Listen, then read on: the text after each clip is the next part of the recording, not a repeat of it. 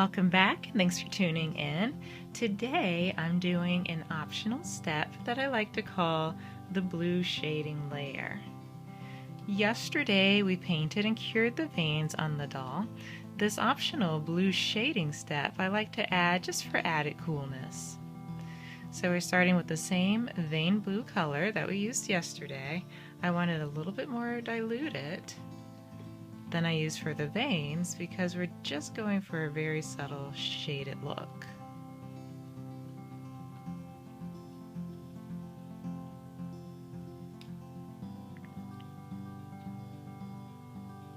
Okay, so that's good. That's very translucent. And what I'm going to do is take the shading color. I've actually already done a layer, so if you feel like you're already seeing it, that would be why. But I'm going to take the shading color and actually go over a few sweet spots on the doll. So one sweet spot for the shading is in the corners of the eyes here, or really all the way around the eye socket. As I mentioned, I think yesterday, some folks will get this look by painting behind the eyes, inside the head. It's really hard to get the right color that way. If it's too dark, it looks bad. If it's too light, you won't see it. So I like to put it just right on top of the vinyl so I can control how dark the color is getting. So I've already done it on the eyes. I'm not sure if you can see it. So next I'm going to do it in the temple area. And because this doll has such great detail to it, I'm actually going to follow the shadow. And you can see it too. There's a nice shadow that's being cast right around the eyes. That's the area we're going to shade. When you're doing shading, you really want to follow the contours of the vinyl because that's how you're creating that lifelike and more 3D effect. Okay. So I just want to see the shading in that area. So I kind of dabbed it on, and I'm going to take a clean sponge and use that to spread it around. So I'm going to blot it off and at the same time feather it into the areas around it. I don't want to see any, well-defined places where color starts and stops. It all needs to blend into one another. And I'm going to do the same thing on the other side. Okay, so I'm going to hold it so that the doll is, so that the light is hitting the spot that I want to highlight. And then I'm just going to trace that shape with the blue paint. Now this is something that looks very nice in the temple area. So we'll say that's my shape. And I'm going to spread it around. It's better to add this in layers than to put it on too dark and then try to get it back off. I'm just adding very, very translucent layers that really bring out the contour of the doll's face. Another place you might want to put it is in the crux of the chin here, down the sides of the mouth, running from the corners of the nose to the sides of the mouth, and the thin parts of the ears, and any little indentations in the head, as well as on the soft spot, anywhere where the skin is thinner,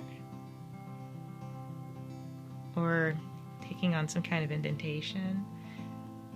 It's a good place to put the blue shading.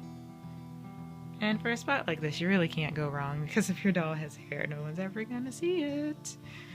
Okay, and this doll does have a fontanelle area, so I want to shade that as well to give it a little more emphasis because it's cool. Okay, so we're going to let that dry and then come back and decide if we want to add some more. Shading also looks good on the hands and feet. So we already did some veining in those areas. And as I said, I like to see a lot of blue on my feet. So I've got the blue that I achieved from the veins. And now if I want to, I can emphasize that even more with the shading step. So we're going for an area and not really for lines. So I'm just going to dab around here.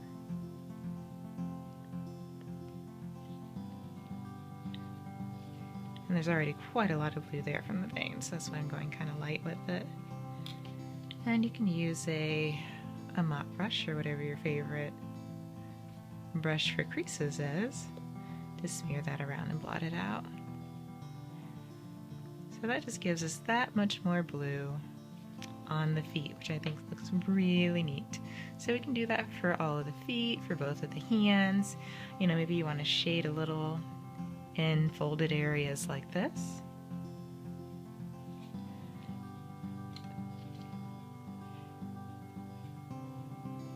Right, we're just trying to get that little bit more incremental added realism. That looks pretty cool. You can see what I'm saying. As I mentioned, this is a completely optional step, so if you're pleased with how the veins look, or with the veins and the mottling combined, you feel like you've really achieved enough of the veins and, you know, blood flowing appearance, then that is totally fine. I mean, don't do anything that you don't think is appropriate or needed for your doll. For me, because I do paint my veins so lightly, it does really help to bring them out, to go back over them again with this layer. You can do as many of these as you like. The best way to build color is to add it in layers. So let it dry, look it over, make sure you like how it looks, and then go back and add additional transparent layers of color.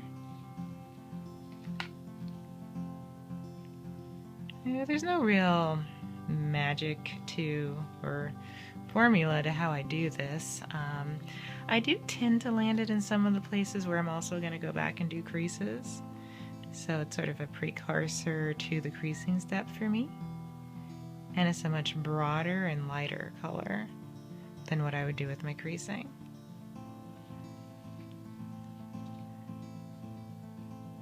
It's very subtle, but it adds a nice effect.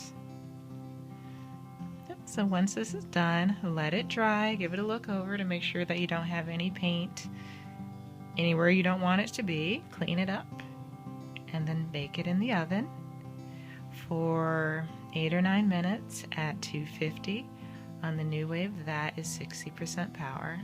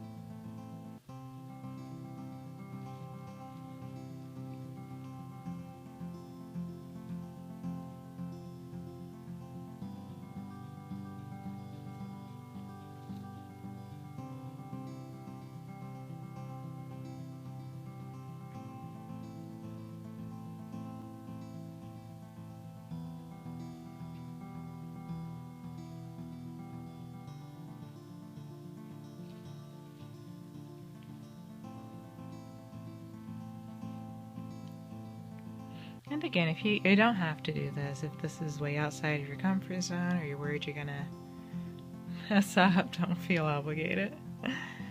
That is the value of having test parts around, so when you see something you haven't done before and you think, oh, that's interesting, I want to try it, you have a low cost opportunity to give it a try, see if it works before replicating it on your dolls.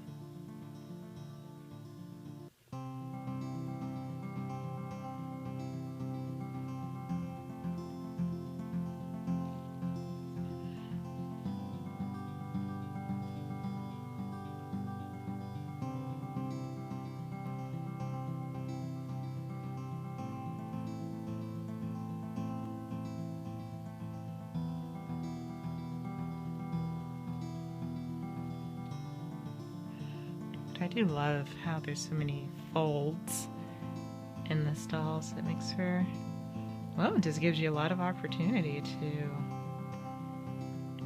add color to it and really bring out those details, which I like a lot.